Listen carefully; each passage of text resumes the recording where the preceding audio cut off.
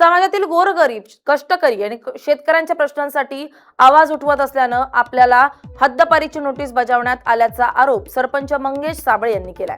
या पार्श्वभूमीवर त्यांनी मनोज जरांगे पाटील यांची भेट घेतली आहे। यावेळी मंगेश साबळे म्हणाले की हे सरकार आधुनिक हिटलर असल्याचा खळबळजनक आरोप देखील सरपंच साबळे यांनी केलाय। आम्ही कायदा तोडला असेल तर आम्हाला हवी ती शिक्षा द्या, मात्र कायद्याचा दुरुपयोग केला जात असेल तर तरुण शांत बसणार नाहीत। आम्ही अन्यायाविरोधात आवाज उठवू असा इशाराही त्यांनी दिलाय। सरपंच मंगेश साबळे यांच्याशी बातचीत केली आमचे प्रतिनिधी अजय गाडे यांनी। पाहूया।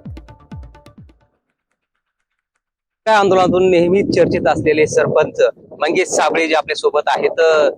सरपंच, तुम्ही आज जरांगे पाटलांची भेट घेतलेली आहे, प्रामुख्याने काय सांगणार आहेत, काय चर्चा झाली? मला काढलेल्या तडीपारीच्या नोटिशीच्या संदर्भात सन्माननीय मनोज दादा यांच्याकडे मी आलो होतो। सन्माननीय दादांनी आयजी सरांना फोन लावला आणि आयजी सरांना सांगितलं की हे सामाजिक काम करणाऱ्या पोरांविषयी अशी सूडबुद्धीची कारवाई करू नका, अन्यथा सरकारला आम्ही धारेवर धरू।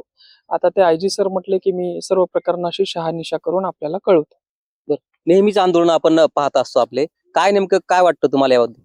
नाही, हे चुकीचं आहे। हे सरकार आणि हे मुख्यमंत्री आधुनिक हिटलर असल्यासारखं वागतायत, काम करतायत, हे चुकीचं आहे। आमचे सोशल मीडियाचे अकाउंट डिलीट केले, मी असेल, रविराज साबळे असेल, त्रिशूल पाटील असेल, आमच्यासारखे सामान्य लोकांचा आवाज बनणाऱ्या तरुणांना दाबण्याचं काम केलं जातं। खऱ्या अर्थानं हे लोकशाहीला काळीमा फासणारी घटना आहे। सीपी सारखे, डीसीपी सारखे IPS लेवलचे अधिकारी आमच्या लहान लेकरांच्या आमच्या तरुण बांधवांच्या मागे लागलेत आणि लहान लेकरांचा आवाज उचलणाऱ्या तरुणांच्या मागे लागलेत, हे कुठेतरी आम्हाला मान्य नाही। याच्या विरोधात आम्ही आवाज उचलण्याशिवाय शांत बसणार नाही।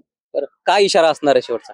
शेवटचा इशारा हाच आहे की आम्ही कायदा तोडला असेल तर आम्हाला शिक्षा द्या, मात्र तुम्ही कायदा तोडणार असाल तर जनता म्हणून आम्ही शांत बसतो।